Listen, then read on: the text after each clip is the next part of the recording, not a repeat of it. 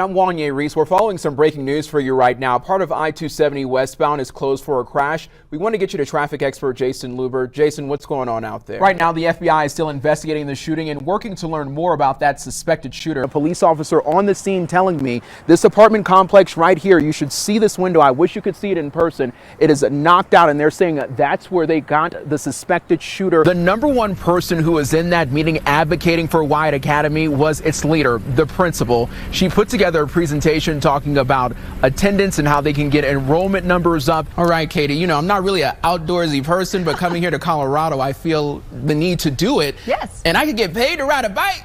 I'm going to Walmart after this show. Oh, man, that sounds like a lot of fun. I love the DJ. You know, you need to do a little bit of dancing to, you know, stay warm out of here for sure. There's a lot of new things that you all have for this year. Can we talk about that? Yeah, so this is going to be a really exciting season for Keystone. The Aurora Police Department telling us that eastbound Colfax lanes here are going to be closed for several more hours. We also did learn within the past few minutes that traffic investigators are out here on the scene. Let's start with Scripps News political correspondent Joe St. George. He's actually live in Milwaukee ahead of the Republican National Convention. And Joe, this was just a terrifying incident. Undoubtedly, the atmosphere out there is going to be a lot different with this front and center on everybody's mind. Check out this burned out shell of a semi truck. This picture is just crazy. It caught on fire in a hit and run on I-76 about 2 miles west of Fort Morgan. It's a family affair. Okay. Or parents' night out. It's a family affair. And the Beehive is buzzing this morning. Beyonce teasing new music in an ad for Verizon, then dropping this video seemingly confirming Act 2 is coming. I got a chance to taste some of the sugar water. I want you to listen to. He said taste. Yeah, but there's. He all drank gone. it all. Yeah, it was good. Yeah, guess we're not gonna get any, right? Yeah, y'all sure ain't. And it was like it was more than 100 degrees outside, so I had to get something to cool myself off. Well, it looks refreshing. It was really good, and she has like so many different flavors and everything. Yeah. It's always great to see our young black women doing great things in the community. So shout out to her. What started off as a regular trip for Topher Strauss, I think there's some sirens going off, quickly took a dangerous turn. Okay. This is crazy. At the time, Strauss did not know he was hearing the start of a war between Hamas and Israel.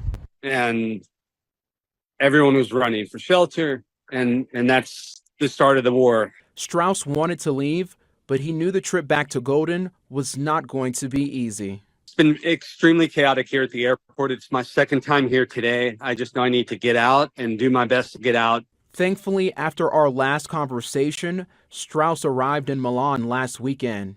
And I looked out the window and I saw these amazing, beautiful fields out the window, and I knew I was safe. And as we landed, everybody on the plane was clapping and just so joyous. There were a lot of people crying. While in Milan, he was able to see his family in Florence for a wedding. To see my mom, to hug my mom was amazing. It was amazing. She had this sense of relief that only a parent can have, right? When you have a child, you understand your purpose. And the look on her face was just like, you made it. After about a day with family, Strauss flew from Rome to London, then eventually back to Denver. He knew the first thing he wanted to do once he landed. You know, it was a lot of traveling on trains, on planes, and so I had a lot of time to think about how can I connect with my 13-year-old son in the best way possible. Was actually putting down his cell phone, and I'm able to talk to him about peace, love, and war.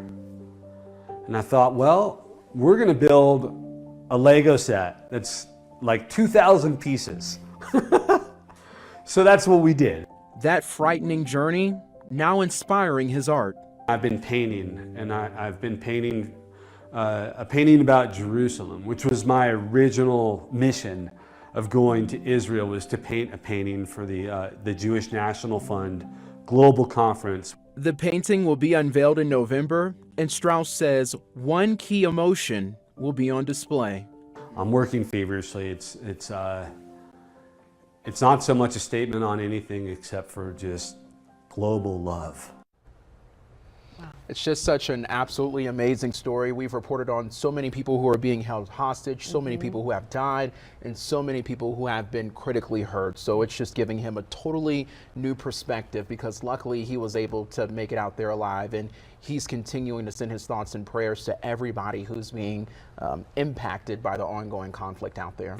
Good morning to you, Brian and Nicole. As you can imagine, practice makes perfect. That's what I'm learning when it comes down to axe throwing, and that's what the team is doing here at Lizzie's Axe Throwing out here in North Glen as they get ready for a pretty big tournament that's going to be happening this week. Now, I got a chance to speak with the owner about his establishment and how he got the name, and I also got to speak with a member of the team also who shared a really cool story about what got him into this in the first place. Let's take a look. Off West 104th Avenue in North Glen. We opened last October, so we've been throwing in this location for just about a year. You'll see Lizzie's Axe Throwing with the name. You might be thinking, who is Lizzie and where did that name even come from? It's based off of Lizzie Borden, who was an axe murderer back in the 1800s. She was acquitted, so not guilty, but murdered her parents with an axe. While the story behind the location is a little dark, the owner, Zach Silver, told me since Lizzie beat the case, he feels that it's okay. Now that we all understand the name, let's go ahead and get into the main event. So we have a pro team here at Lizzie's made up of some incredible axe throwers and knife throwers. One of those members, Don Swedberg. I actually took my team when I was working downtown to throw axes, which was interesting because I got obsessed at that point. That passion for axe throwing took Lizzie's team to Iowa, California, Alaska, and more just to compete. As you can imagine, being on a team is a commitment that Swedberg says he takes pride in. The biggest thing for me is just the camaraderie.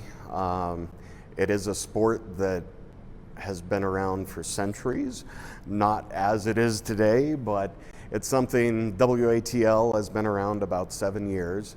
So it's really organized the sport of axe throwing. So there are a total of 4 disciplines like knives, hatchet, big axe, and duels. Swedberg told me he throws about 3 times a week, especially with their tournament coming up this week. The Fall River 40, which is a national Tier 1 tournament. We're part of the World Axe Throwing League. So with that, we get to host this large tournament and get throwers from all across the U.S. to come and compete in this space. And I got to try my hand at it. While fun, it isn't easy as I thought it would be. Now, I won't show you the moments when the axe didn't stick, but overall, it was really fun. And that's what everyone says that it's all about. One of those things, I mean, whether it be a date night or a family night, it's fun to just come out and throw some axes. It's also good to get your frustrations out. I mean, it is such a great time, and I have my head teacher here with me this morning, Mr. Don. So are you ready for the tournament this week? I'm trying to get ready. Yeah, definitely. That's why we're here. Yes, sir. So let's go ahead. I want you to show me how it's done, please. Okay. So just square your shoulders up to the target. Okay. Oh, Nice, easy throw. it's a lot to have to beat there, so I'm just gonna. There we go. So now that we got this one, I think we're ready for the big axe. Let's do it.